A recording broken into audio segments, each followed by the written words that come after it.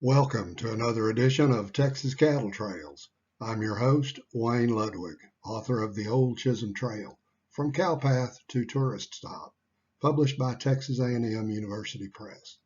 Today I'd like to mention a few things about the National Historic Trails legislation that is presently in Congress.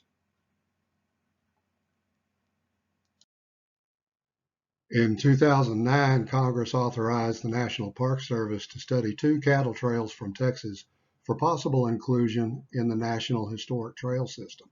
Now, this project has resulted in 2 bills, one in the U.S. House of Representatives, the House version H.R. 2512, introduced by Congressman Estes of Kansas, and the Senate version of the bill, S. 1112, introduced by Senator Moran of Kansas.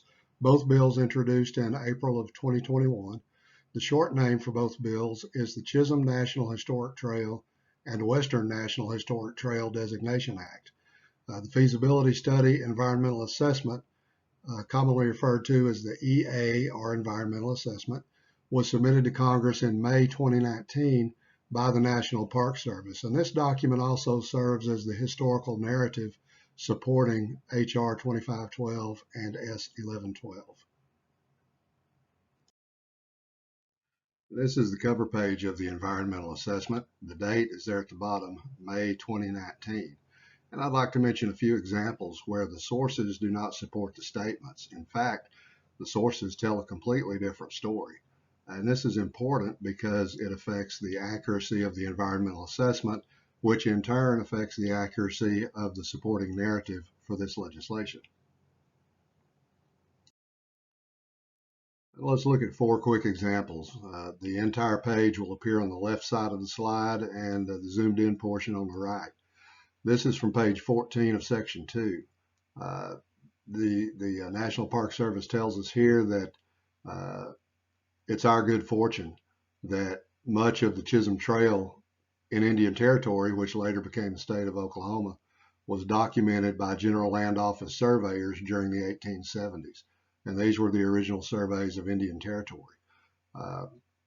It goes on to mention that similar surveys in other trail states do not exist for several reasons, and that many of the trail historians that we've all read, Guard, Skaggs, Worcester, etc., tend to refer to the trail's location in more general terms and not go into too many specific details.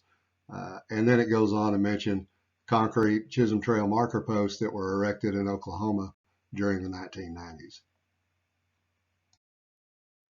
And this is page 30, section 2, and there on the right is another reference to the Chisholm Trail and General Land Office surveys from the 1870s, in this case 1873. Page 116, section 5 tells us of the existence of historic maps that show these cattle trails. Page 119, section 5 tells us again about historic maps of cattle trails. So we've been told about General Land Office surveys that show cattle trails and historic maps that show cattle trails. So let's take a look at a table that shows a list of historic sites along the Chisholm Trail. On page 57, section 4 of the environmental assessment, we find table 3A, which is a list of historic sites along the Chisholm and Western Trails in Kansas. Now, I've underlined references to the Chisholm Trail and Kansas Pacific Railroad 1875, and we'll talk more about these in just a bit. Note that there are also a few references scattered throughout to the 20th century authors. Here's one to Guard, 1954, and we see these scattered throughout these tables. And this is page 58. The end of the Kansas table is at the top of the page.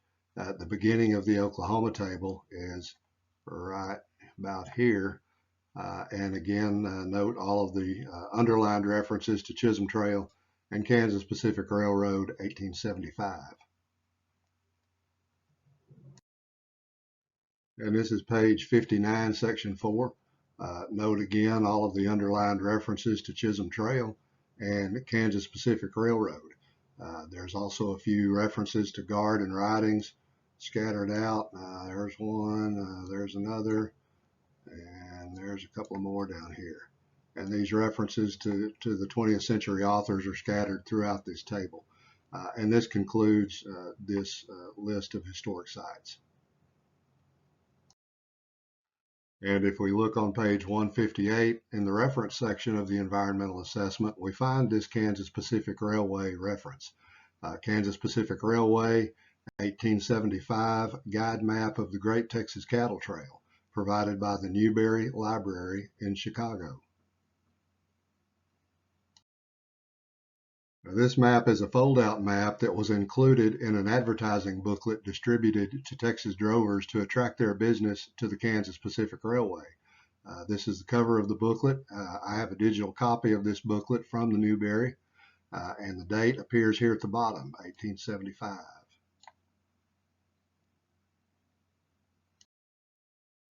And this shows the folded map inside the booklet. The Newberry Library stamp appears right there. So this is the same document from the same source. And this is the unfolded map. This map was intended as a general guide to show drovers how to reach the Kansas Pacific railheads from pretty much anywhere here in Texas. There were more specific written instructions included in the booklet.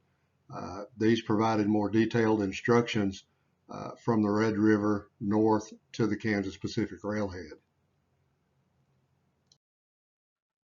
We saw the list of historic sites along the trail in Kansas and Indian Territory. So let's zoom in and take a look. We've zoomed into Kansas and Indian Territory. The main trail is indicated by the double line running north-south up the middle of this detail. And if we take a look, we see the Ellsworth Cattle Trail. The National Park Service cites this map to support 29 historic sites in Oklahoma and Kansas along the Chisholm Trail. But according to this map, these sites are along the Ellsworth Cattle Trail. The term Chisholm Trail does not appear anywhere on this map. In fact, the term Chisholm Trail does not appear on any Kansas Pacific Railway map published in this entire series from 1871 through 1875. The only logical conclusion here is that this map actually contradicts the claim that these sites in Table 3A and 3C are along the Chisholm Trail. It also contradicts the claims and references to Guard 1954 and Ridings 1936 in these tables as support for these sites along the Chisholm Trail. And we didn't even talk about Table 3D, which shows historic sites in Texas along the Chisholm Trail. The only sources listed to support these sites along the Chisholm Trail are other 20th century authors that fall into the same category as Guard 1954 and Ridings 1936, and none of these authors provided any documentation or evidence to support their statements or assumptions that this trail was in fact the Chisholm Trail. So this throws doubt and contradicts most of these references. And this is one of the project maps. This is from page 43 of the section 3 of the environmental assessment. This map shows the proposed Western National Historic Trail on the left and the proposed Chisholm National Historic Trail on the right. Now, since the Park Service mentioned General Land Office surveys of Indian Territory and historic maps, let's look at a few examples from around the geographic points shown on the map in Oklahoma. We'll look at something from around the Red River, from around the present site of Duncan, Oklahoma, and around the present site of Enid, Oklahoma. This is a detail from an 1871 General Land Office survey. The township and range designation is there at the top. This is a few miles northwest of the Red River, adjacent to Red River Station, and a few miles southeast of the present site of Ryan, Oklahoma. And we see the cattle trail designated there as the Abilene Cattle Trail. And this is the portion of the citation that shows from left to right the name of the surveyor, the date of the contract, which was 1870, the area surveyed, and when it was surveyed, which was 1871. Now, the other part of the citation includes the signature of the commissioner of the General Land Office, and a lot of times these surveys were signed off during the following calendar year or even 2 years later. So that 1873 date that we saw referenced in the environmental assessment earlier, that survey could have actually been done in 1871. And there can be a little bit of a discrepancy depending on which date is cited.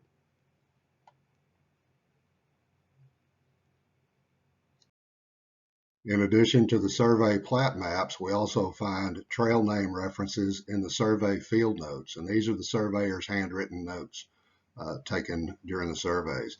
I'd like to call your attention to the very last sentence there, underlined. It refers to a specific trail name and a specific location. The Abilene Cattle Trail passes through sections 1, 2, 11, and 12. Since the environmental assessment mentioned surveys and historic maps that show these trails, let's look at an 1872 map that shows this area.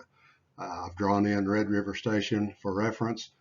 This is map of the Chickasaw country, an 1872 map by the U.S. Army, and we see again the cattle trail indicated as Abilene Cattle Trail. And here's the citation for this map of the Chickasaw country, Military Department of the Missouri, Fort Leavenworth, and the date, 1872. This is another 1871 survey. This is a few miles south of the present site of Duncan, Oklahoma. And we see the trail designated there as the Abilene Cattle Trail. And the citation for this survey showing the survey date 1871 there in the right-hand column. And this is a detail from an 1871 survey near Enid, Oklahoma. And there is the Abilene Cattle Trail. And here's the citation from this survey showing the 1871 survey date there in the right-hand column. And this is another example of what we tend to find in survey field notes. This is for the survey near Enid that we just saw. Last sentence there that's underlined, another reference to Abilene Cattle Trail, in this case Texas and Abilene Cattle Trail, and the section numbers are there toward the end of the sentence.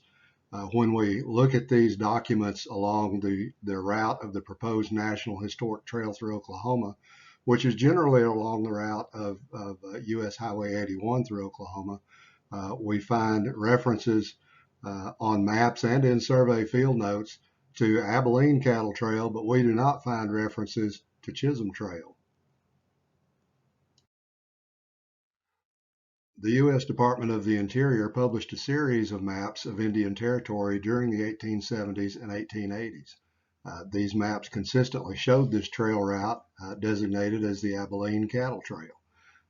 This detail is from the 1879 map.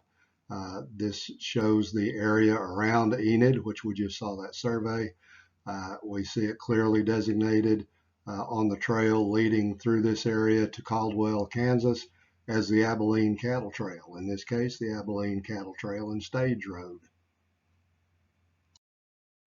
This is the citation from this map, Department of the Interior, General Land Office, and the date 1879. The National Park Service mentions General Land Office surveys and historic maps several times in the environmental assessment, but no General Land Office surveys are cited in the reference section. There's no further details provided. There's only one historic map cited in the reference section to support the Chisholm Trail name along the proposed National Historic Trail route. That's the 1875 Kansas Pacific Railway map, and we saw that this map is actually misrepresented in the environmental assessment. It misrepresents the Ellsworth Cattle Trail shown on the map as the Chisholm Trail shown in the environmental assessment. Remember at the beginning of this program, we saw where the National Park Service mentioned the existence of General Land Office surveys and historic maps of cattle trails that show these trails. But then they provided no further details about the content of these documents. There are actually 35 General Land Office surveys dated 1871 through 1873 and 5 government maps dated 1872 through 1887 that show the cattle trails along the proposed National Historic Trail route from the Red River past the present site of Duncan and Enid, just as the National Park Service project map shows. These maps, as we saw from a few examples, show this route designated as the Abilene Cattle Trail, not the Chisholm Trail. And these are from the General Land Office, U.S. Department of the Interior, and the U.S. Army. So these official documents contradict the National Park Service narrative of this being the Chisholm Trail. The Chisholm Trail is represented in the environmental assessment submitted to Congress as being in places where it does not exist on historic surveys and maps, the same historic surveys and maps that the National Park Service called our attention to, but then provided no details. Somehow or other, the trail name, as we saw with the Kansas Pacific Railway map, the trail name somehow changed from Ellsworth Cattle Trail on the original document to Chisholm Trail in the environmental assessment. Same thing happened here with these surveys, historic surveys and maps. When we look at the original document, the Abilene Cattle Trail mysteriously changes from the original document to Chisholm Trail in the environmental assessment. The documents and the documentation mentioned in the environmental assessment do not support the claims made in the environmental assessment. This is a big problem.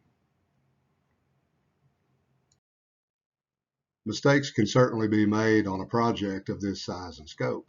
However, there's no way around this. The proposed law, H.R. 2512 and S. 1112, is based on false data. We saw where the 1875 Kansas Pacific Railway map that's used as reference for 29 historic sites in Kansas and Oklahoma along the alleged Chisholm Trail is false. The Chisholm Trail does not even appear on that map.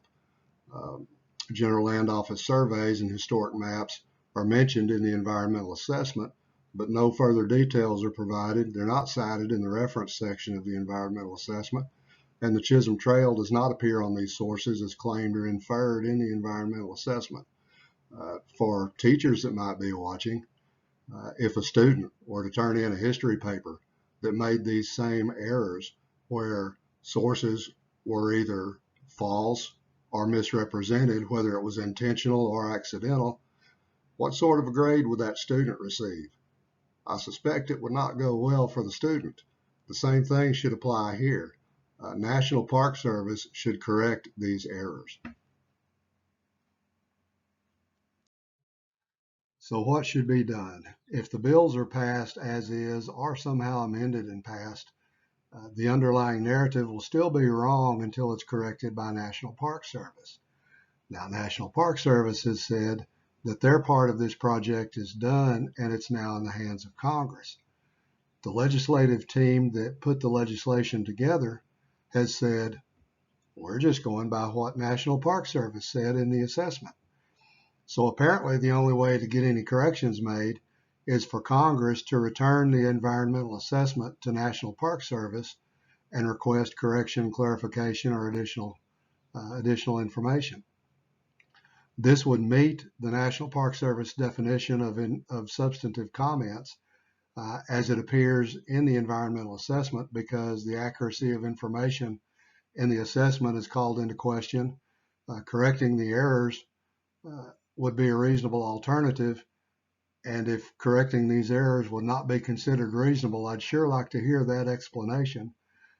And these corrections would cause changes or revisions in the proposal. The National Park Service made a few corrections to the environmental assessment before it was sent to Congress in May 2019. and this was done via the errata process. This can be done relatively quickly. For example, a list of the historic surveys and maps, examples of which we have seen in this presentation, can be copied and pasted over to an errata sheet in just a matter of a few seconds. Corrections and revisions based on these primary documents can be made within the course of a few additional errata sheets. The National Park Service is already in possession of digital copies of most of these historic surveys and maps, and if something has happened and these are no longer available on their server, then I can provide these again to National Park Service if they're needed. Basically, these sources mentioned in the environmental assessment do not match the statements and claims made in the environmental assessment. That's a problem, and that needs to be fixed. The trail name might be affected by corrections and revisions to the environmental assessment because there are over 40 official government documents dated from the trail's historic period of use as a cattle trail that contradict the Chisholm Trail name for this proposed National Historic Trail route. There are 0 official government documents from this same period that support the Chisholm Trail name for this proposed National Historic Trail route. So the question has to be asked is, are we commemorating actual history based on facts and documentation, or are we commemorating what someone wishes this history to be? Either way, whether the trail name is revised or not for the proposed National Historic Trail legislation, the environmental assessment should be revised to put the popular trail name, being the Chisholm Trail name, and the historic trail names reflected in the maps and surveys from the 1870s and 1880s in their proper historical context, rather than just ignore the inconvenient information, which is apparently what has been done so far. So either way this goes, this environmental assessment needs to be revised to include this historic documentation. I was told a couple of years ago by someone close to this National Historic Trails project that we just need to get work together to get this legislation passed, and we can worry about fixing it later. But for now, we need to get it passed. But a big problem with this statements like this is that it indicates that it's known up front that there are problems that need to be fixed with this legislation. And perhaps a bigger problem is that if it passes as is and becomes law, then it would take another law and another act of Congress to fix it. And as slow as projects like this tend to move, that is not likely to happen in our lifetime. So it's important that we get this as correct as possible now. So having said that, here are phone numbers for the House Committee on Natural Resources regarding House Bill H.R. 2512 and the Senate Committee on Energy and Natural Resources regarding Senate Bill S. 1112. I checked with both committees, and as of June 10, 2022, I was told that there is no action scheduled on either bill anytime soon. With all that's going on in our country right now, whether anything happens on either of these bills anytime soon is anybody's guess. So I would urge you to take this opportunity to contact these committees as well as your congressperson and your senator and let them know how you feel about this legislation. I think it's obvious that I feel that the environmental assessment should be returned to National Park Service for revision and correction, and let's get this thing as correct as possible. And this is the book, The Old Chisholm Trail, From Cowpath to Tourist Stop, published by Texas A&M University Press. And this is a few places where it's available. If you'd like a signed copy, you can email me at texascattletrails@gmail.com. You could also send any comments you might have about the program to the same email address, texascattletrails@gmail.com. Well, this concludes the presentation. There's been some utility and street construction in the neighborhood, so it's possible that there may be a little bit of background noise that I didn't catch. So I apologize for that if it's there. Thanks for your patience. Hope you enjoyed the program and found it informative. And we'll see you next time. Happy trails.